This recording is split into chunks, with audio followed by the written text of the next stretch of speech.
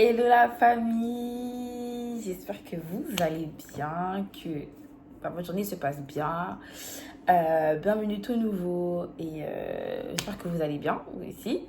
Donc je me présente, moi je m'appelle Déborah, j'ai 21 ans, j'habite en Île-de-France et ça fait depuis un an que je suis sur YouTube. Voilà, je fais des vidéos en Christ. Ne dépend pas de mes échecs ou de mes réussites.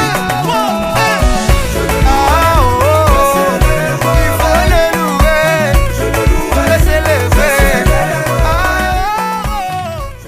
Comme vous avez pu voir sur le titre de la vidéo, ça va parler de comment se rapprocher de Dieu. Ça, c'est vraiment une vidéo où vraiment, j'ai vraiment été guidée par l'Esprit de Dieu. Parce que je sais et je reçois beaucoup de messages des personnes qui me disent oui, comment me rapprocher de Dieu, etc. J'arrive pas à me rapprocher de Dieu, etc. Je vais vous donner certaines clés que moi-même j'ai expérimenté et que je pourrais aussi vous aider par rapport à ce que le Saint-Esprit m'a donné de vous dire. J'espère en tout cas que cette vidéo va vous plaire. N'oubliez pas de commenter, de liker et de partager pour que vous puissiez vous rapprocher de Dieu et vous donner 6 points, 6 ou 7 points. Premièrement, je dirais le point essentiel, c'est d'abord de connaître qui est Dieu, d'accord? Parce que vous ne pouvez pas vous rapprocher d'une personne si vous ne la connaissez pas. Donc, vous devez d'abord savoir qui est Jésus parce que beaucoup entendent parler de Jésus mais ne savent pas qui il est réellement. Ok, donc c'est important de connaître qui est Jésus, qu'est-ce qu'il a fait, etc. sur la terre, pourquoi il a les trois trinités, pourquoi on appelle le Père, le Fils, le Saint-Esprit, pourquoi, qui est le Saint-Esprit, etc. Tu dois connaître en fait tout ça, tout ce qu'il a fait, et ça commence par la Bible, parce qu'en soi, pour connaître Dieu, c'est dans la Bible, et beaucoup de chrétiens pensent que connaître Dieu, c'est que à l'église, c'est que sur TikTok, etc. Non, pas du tout. Tu ne pourras pas connaître Dieu sur TikTok, tu ne pourras pas connaître Dieu à l'église. Non, tu dois connaître aussi Dieu toi-même en lisant la parole de Dieu. Et personne ne le fera à ta place, ok? C'est toi-même, tu dois prendre la responsabilité de pouvoir connaître Dieu réellement, ok? Deuxièmement, pour pouvoir connaître Dieu, pour pouvoir se rapprocher de Dieu, il faut que tu demandes à Dieu de se révéler à toi, ok? C'est important. Pourquoi? Parce que Dieu se révèle aux personnes qui le cherchent, qui veulent apprendre à le connaître. Après, Dieu se révèle à qui il veut, comme je disais. Dieu se révèle à qui il veut, quand il veut, etc. Donc, ça veut dire que il faut que vous puissiez demander à Dieu de se révéler à vous, ok? Ça doit venir de vous-même, ok? Donc, ça sert à rien de faire des prières de ouf. Tu demandes juste à Jésus, en fait, de pouvoir se révéler à toi. Et la plupart du temps, Dieu se révèle, ok? Ce n'est pas parce que Dieu ne s'est pas révélé à vous à la minute que ça veut forcément dire qu'il n'est pas présent, il n'est pas là. Attendez seulement le moment et vous allez voir en fait que Dieu va se révéler à vous, ok? C'est juste que Dieu, c'est... En fait, les temps de Dieu est bien et meilleur, je dirais, parce que des fois, on s'entend. Et des fois, on est là, on veut que Dieu se révèle à nous tout de suite, alors qu'en vrai, il va se révéler à nous, mais il y a un temps précis où il va vraiment se révéler à vous. Donc déjà, de 1, pour que Dieu se révèle à vous, vous devez lui demander de se révéler à vous. Vous devez prier, faire une prière qui va montrer à Dieu que vous voulez en fait qu'il se révèle à vous. Et il se révélera. Troisièmement, tu dois prendre conscience de sa présence. Ça veut dire que à partir du moment où tu as demandé à Dieu qu'il se révèle à toi, sache que quand il se sera révélé à toi, il va te combler d'un amour, il va te combler d'une paix. Parce que quand Dieu il se révèle, il ne se révèle pas à moitié, mais il se révèle tout entier à une personne. Ça veut dire qu'il se révèle en tant que Dieu à une personne, en tant que Père à une personne. Toute personne que Dieu s'est révélé à eux, Dieu leur a comblé d'un amour, Dieu leur a comblé d'une paix. Moi, personnellement, ce qui s'est passé, quand Dieu s'est révélé à moi, il m'a comblé d'un amour, il m'a comblé d'une paix, il m'a comblé de plein de choses. Dieu va se révéler à vous et il va vous combler de son amour, ok? Tu dois prendre conscience de sa présence, ok? Parce que faut savoir qu'à partir du moment où Dieu te comble de son amour, maintenant tu dois prendre conscience qu'il existe vraiment et qu'il est là avec toi, ok? Tu dois prendre conscience de sa présence, tu dois prendre conscience qu'il est là avec toi tout le temps et qu'il ne t'abandonnera jamais, ok? C'est ça. Tu dois prendre vraiment conscience que Dieu est avec toi, que Dieu en fait est là partout où tu as besoin, etc., etc. Tu es dans une situation compliquée, Dieu il est avec toi. Donc, tu dois prendre conscience de sa présence. Vraiment, tu ne dois plus le quitter. Tu dois plus quitter le Seigneur. Ok? À partir du moment où Dieu est dans ta vie, et que tu prends conscience de sa présence, tu ne dois plus quitter cette personne-là. Oula, c'est bête. Tu ne dois plus quitter, c'est-à-dire que genre en mode, Dieu, ça doit être ton alpha. Ça doit être ton oméga. Dieu, ça doit être ton meilleur ami. Dieu, ça doit être ton confident. Dieu, ça doit être tout pour toi parce que tu as pris conscience de qui il était, tu le connais, il s'est révélé à toi. Donc, en fait, tu ne le quittes plus, en fait. Moi, à partir du moment où Dieu s'est révélé à moi, je ne l'ai plus quitté. Et la plupart du temps, des personnes aussi, quand Dieu se révèle à eux, ils ne le quittent plus. Bon, il y a des personnes, c'est un peu compliqué. Bon, ça dépend. Hein. Mais la plupart du temps, vous ne le quittez plus, quoi. On va pas se mentir. Après, il faut savoir que la vie chrétienne n'est pas facile. Vous allez tomber de haut, vous allez tomber de bas, vous allez vivre des situations compliquées, mais c'est pas grave, persévérer. C'est ça la vie chrétienne. C'est clairement ça. Cinquièmement, j'aurais dit, tu dois avoir une église locale. Tu dois avoir une église locale. Pourquoi? Parce qu'une église, c'est l'église qui va te permettre de pouvoir rester stable. C'est-à-dire de rester, en gros, stable avec le Seigneur. C'est l'église qui va te permettre. En fait, Dieu, quand il a créé l'église, il a été très intelligent.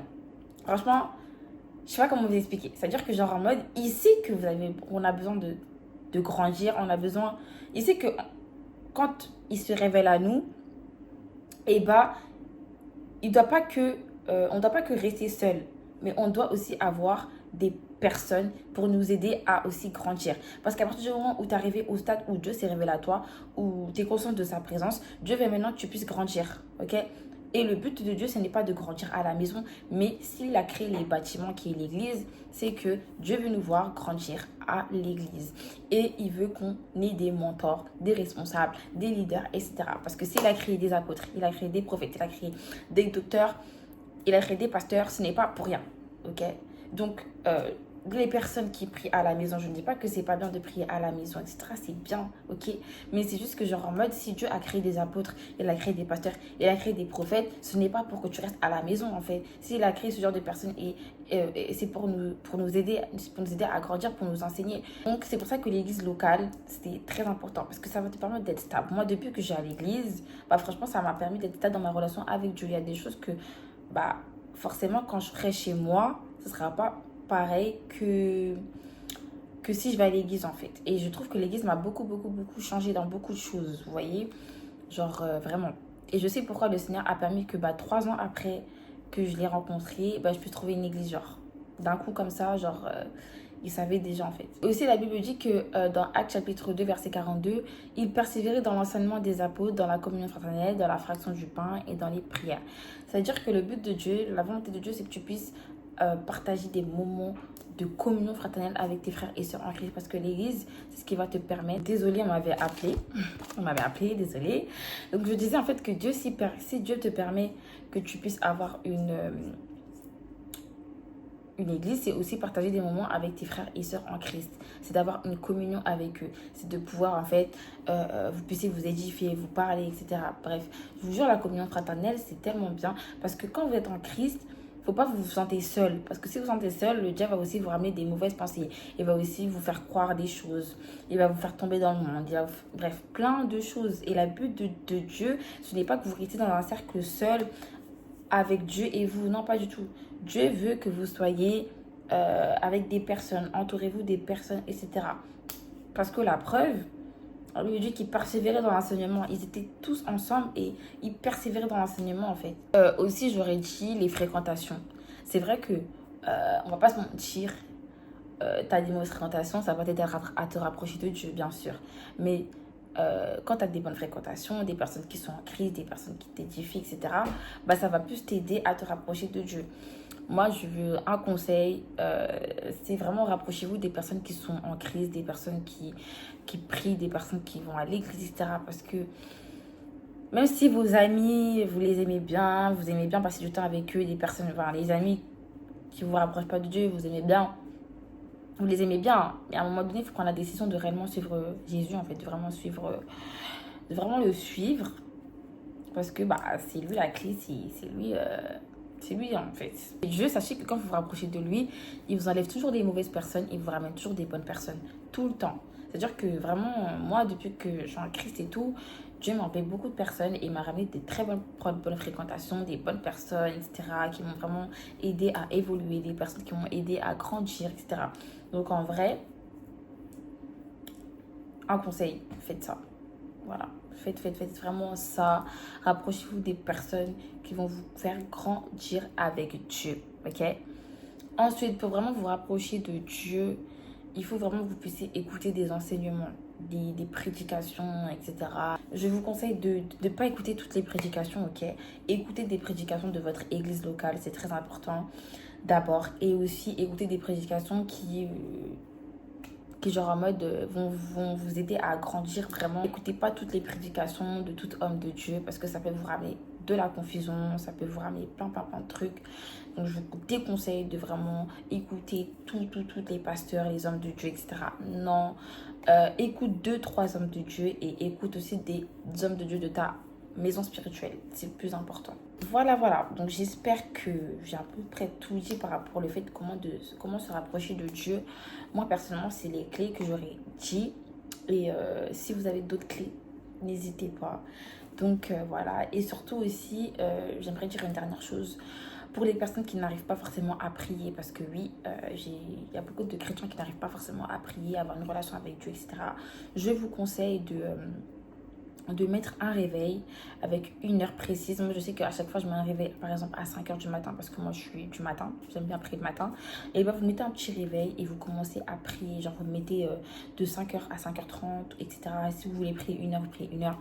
Mais ça va vraiment vous aider à vous discipliner et ça va vraiment vous aider à grandir. Et voilà, les réveils, c'est pas que pour réveiller le matin, aller au travail, hein, c'est aussi vous réveiller pour passer du temps dans la présence de Dieu. En tout cas, je vous fais de gros bisous.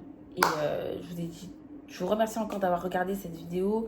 J'espère qu'elle vous a béni. J'espère que vraiment elle vous a parlé. Et voilà. En tout cas, je vous fais de gros bisous la famille. On se retrouve pour une nouvelle vidéo. À très bientôt.